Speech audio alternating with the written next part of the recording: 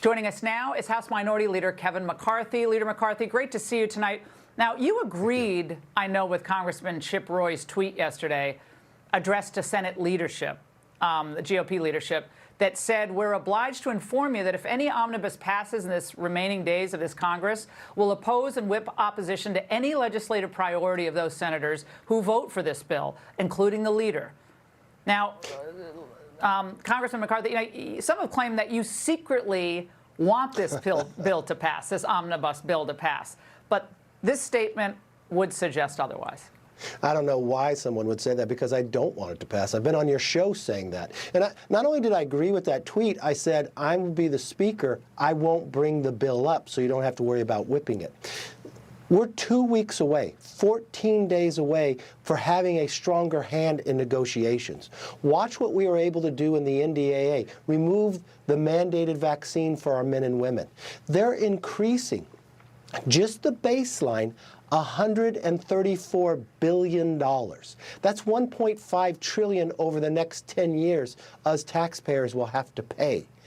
They're adding $410 million for border security, but none of it in America. You know where it's at? In 5 Middle Eastern countries. That's where they're sending our hard-earned taxpayer money. Why don't we think, instead of adding more money, we could eliminate waste and wokeism? We would have a stronger hand. The Democrats planned this on purpose. They didn't want to show the American public where they wanted to spend the money and keep spending more of it. In their 4 years, but the Republicans, Congressman, excuse me, they're making it possible. And I know Mitch McConnell said he's supporting you as Speaker, but without Republican votes, they wouldn't be able to do this. So what is your message to Senator McConnell tonight, given this huge increase in spending at a time when we should be cutting spending going into a recession?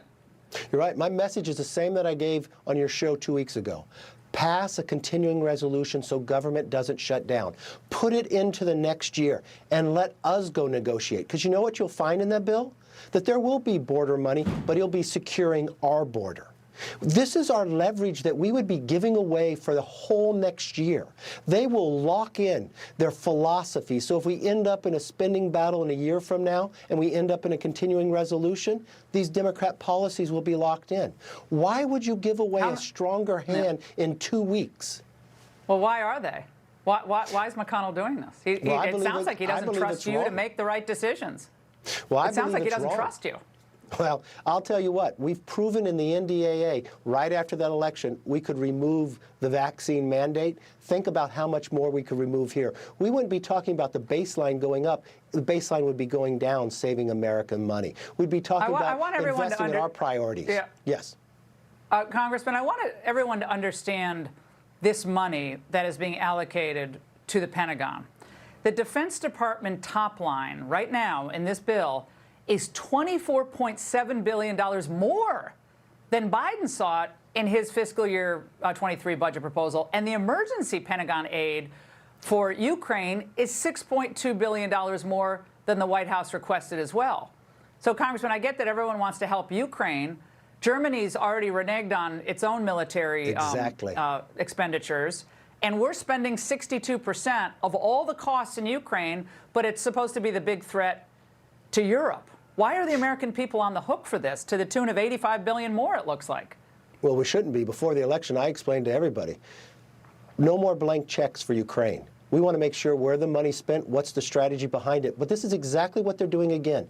They moved a continuing resolution to right before Christmas. They're trying to pass this where nobody can read it. You're correct. You have Leahy and Shelby, 2 senators who will no longer be senators 14 days from now, write a bill that they wouldn't even show anybody. Then they're going to have the House of Representatives tell them, you can't leave for Christmas until you vote on this. Well, you know what? The American people are smarter than this. The American people understand.